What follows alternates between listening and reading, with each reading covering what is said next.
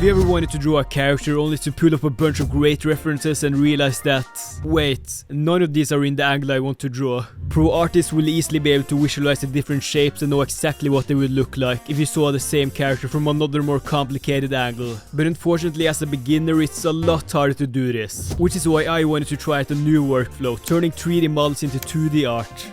So the first step would naturally be to get the 3D model you want to draw. And luckily this isn't super hard when it comes to video game characters, as a lot of them are readily available on the internet. And since I'd be trying this with Sparkle from Honkai Star Rails, it was especially easy, since Hoyoverse makes all their official models available on their website. How you download them here is a little more tricky however, but I managed to find this post on Hoyolab that gives links to every respective character. So once you find the character you want to download, just click on the link which will redirect you to a Bilibili site, which I'm pretty sure just gives information about an incentive program. But either way, you'll just have to scroll all the way down to the pictures of the characters. Then you'll just have to click on whoever you want and it downloads automatically. This will give you a bunch of textures for the character and weapons along with a PMX file, which you're gonna need the Blender extension called MikuMikuDance or MMD to use. Luckily it's super easy to download, as you can just drag and drop it into Blender from this website I'll provide in the description. For other games it's usually a lot more drag and drop, but a good resource to check out would be the model resource, which houses a lot of ripped models from a variety of games for use in Blender. You can also check out gamesfashionarchive.net, who also have a bunch of outfits you can freely move around, but you won't be able to post them here unfortunately.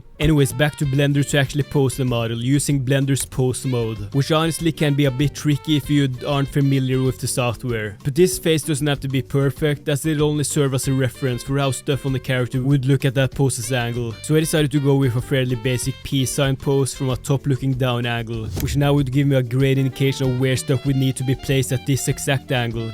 So now over to CSP. I decided since this would be a 3D workflow video, I wanted to try using a 3D model as an anatomical base too. So I'll be trying out the anime style models from this Pixie Fanbox user I'm not entirely sure how to pronounce, although a normal CSP 3D model or any basic 3D model would work just as well in this case. So now I just shifted the models around to match the perspective of the Sparkle Blender model. Then I just roughly drew over the most important landmarks for the body, while also manually adding in the arms and hand.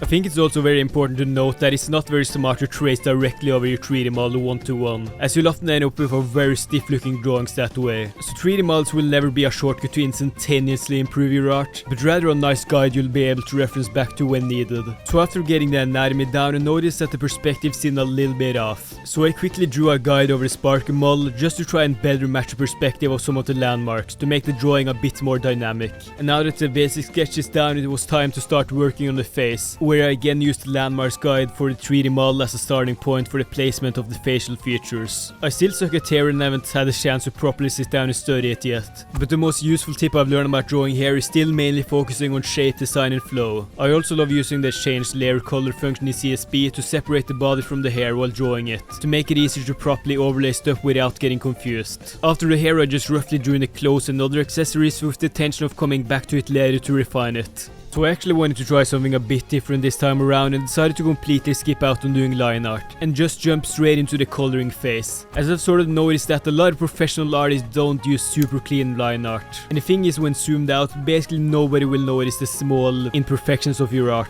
So the super small details don't really matter for like 99% of people, as long as the composition and line work is good. So with that in mind, I just did some quick refinements of the sketch before focusing on coloring instead. I also decided to separate some of the details of the character in this stage and only focus on the basic composition itself, and not draw the mask and the ponytail until later. Over to the shading itself, I didn't really do anything too fancy, more or less just focusing on very soft gradients and creating interesting shape design with the light and shadow, while also trying to softly blend in some parts of the skin with softer shadows to give some extra volume to the shapes of the body. So now after finishing the skin, I more or less just overpainted the straps in a group of layers above everything else. This workflow is again super new to me, as I usually just draw everything as one single line art. So trying this out for once was actually super interesting, as it allowed for a bit more freedom of placement, since the skin shading underneath was already complete. Since I suck at both drawing and shading part of the hair, I just did some super basic stuff here too, by just using a skin colored gradient to make the hair appear thinner over the face, along with a slightly darker gradient at the bottom and top of the hair to create more volume. For the hard shadows I went with super basic shapes to give more depth to the strands of the hair, along with following the already established light source I used for the skin, with adding a slightly yellowish light hitting the hair from the left and spreading into the rest of the hair as highlight. Now that the basic shading is in place for the hair, I wanted to work on the mask a little more. So I started coloring and shading it, which is when I noticed how insanely rough the sketch actually was. But that was a problem for a later me, so I added some more red gradients to the hair and started overpainting some more details like the star tattoo she has, while realizing that she's still missing most of her hair. So I got to work on that right away by using a hard brush to figure out the shape of the hair itself, instead of doing the usual line first color later approach, as this would make it easier to gauge how well the shape of the hair would work with the rest of the illustration. I then added some line art to it and shaded it in the same style as the rest of the hair to make it look like it actually belonged to the drawing. And after adding some details to the clothes, it was now time to fix the worst looking places of the unrefined sketch. I mainly did this by manually overpainting the places that looked the worst from a distance, like certain parts of the hair, eyebrows and especially the mask. And the before and after is honestly a bit crazy. This could of course all have been avoided if I'd actually just drawn the line out earlier, but I honestly found this approach way more fun, as I could get to the parts of the drawing process I actually love faster. And just knowing what the finished result would look like made the cleanup phase much more satisfying of a process. So here's the finished result of the 3D to 2D experiment. And considering what we started off with, I'd say this definitely is a pretty decent result. And if you want to get better at drawing faces, check out this video where I tried learning exactly that for 100 hours while sharing my own experiences.